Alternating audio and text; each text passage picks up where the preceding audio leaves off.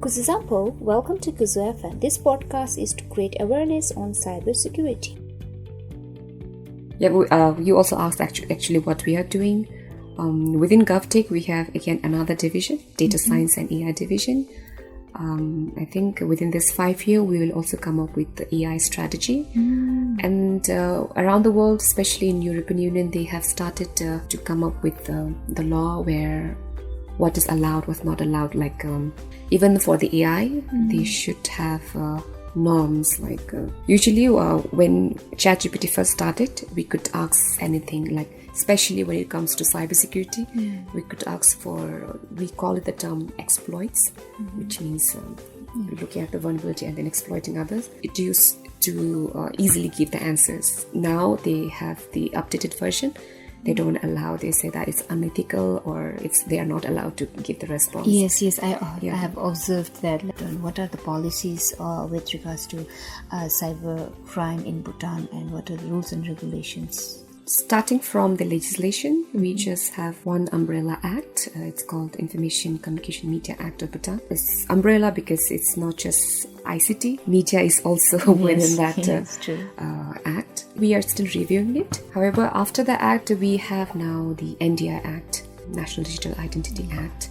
It also talks a lot about how to protect the privacy and the security of all the citizens, those who are using the NDI, and also the organization who are involved in the NDI ecosystem. After that, when you have asked cybercrime, maybe I also have to talk about cybersecurity and cybercrime is actually little different when it comes to policy and that. Penal Code of Bhutan used to have some clauses, but now it is revised and it's mostly focused only on ICM Act.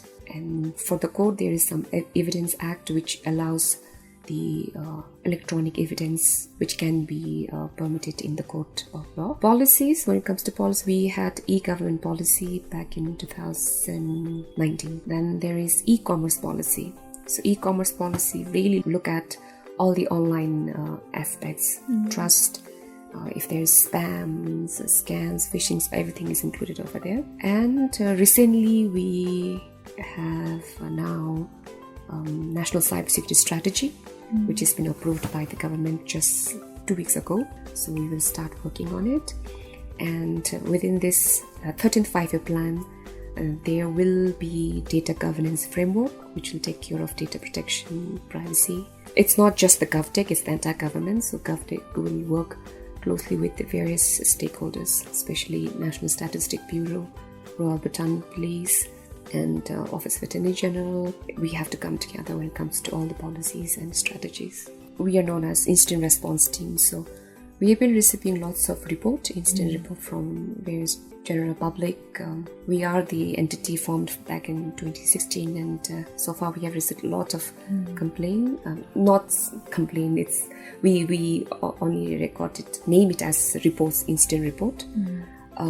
We also have a Facebook page. They usually request through message, but usually when we have the CIRT at BtCIRT or BT, that's the email account. They can just send an email and then it will be recorded. In our team, in our agency, what we do is we try to help in whatever capacity we can. But if it's a little bit criminal in nature, if it's like cyberbullying or if somebody is trying to extort, if in slightly criminal nature, then we seek help from the police and then they come into play. But for them, the channel is we have to record the FIR. And if it's like more cyberbullying or very much related to personal bullying, other aspect, we also try to direct them to the Payment Secretariat. Previously, we also used to work with the NCWC. I forgot to mention there is the Child Online Protection Guideline. Yes. And then we'll also have the strategy to how to implement.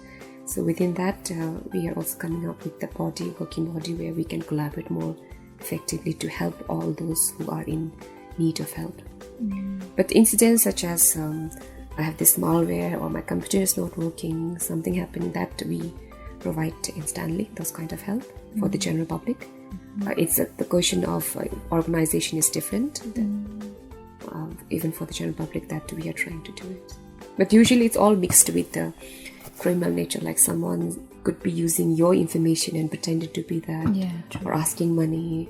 And there was also like a financial scam, online scam, where people invest money on cryptos, various kind of thing, and then they ask us that they say that there's complaint about the people and then account number, and then they ask us to work on it, but then we don't have that authority, so we actually give the bank and then the police and the Royal Monetary Authority. For us, we have to like really work with all agencies.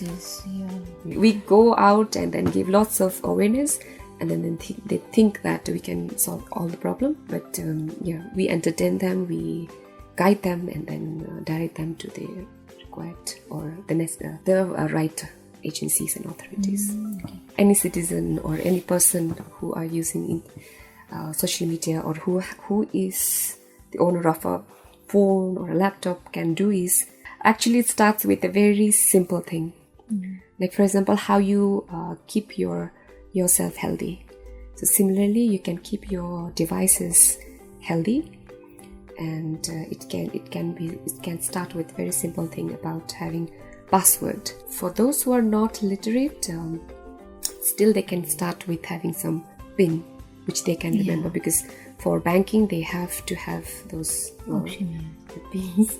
So strong password is very important for all the students, for everyone other than those people in rural areas. I think having a very strong password is important, and it needs to be unique. So strong password, when we say strong password, you cannot mix it with your personal information. And what we recommend is to have a password manager. Password manager is a big box where you can keep a unique password. For Facebook, I have a password. Then for Instagram, one password. For my official all related accounts, then I can have a different box. In a big box, different rooms to store the passwords, and all this password can be securely protected with one bigger password. I don't know if I'm making sense, but for every student, I think now from class PP to 1 onwards, they have to have now eDrill, then Code Monkey. I think there are many starting from the very basic. So I think from kids itself, we have to start advocating that having a strong password is important. Even though we have now national digital identity, which is actually passwordless authentication, we say it. But a national digital identity is mainly right now for government services as well as banking services. But then every one of us are in social media, and then right now, maybe in future we might have NDI authenticating ourselves while logging into social media accounts. But for now, as we don't have, especially for your social media accounts and for your personal other fun or entertainment or study related accounts, you have to secure them by having a good password. This podcast is brought to you by Bodhi Media and Communications Institute in collaboration with BtCIRT Cybersecurity Division under GovTech Agency, with support from a grant from the APNIC Foundation via the ISIF Asia.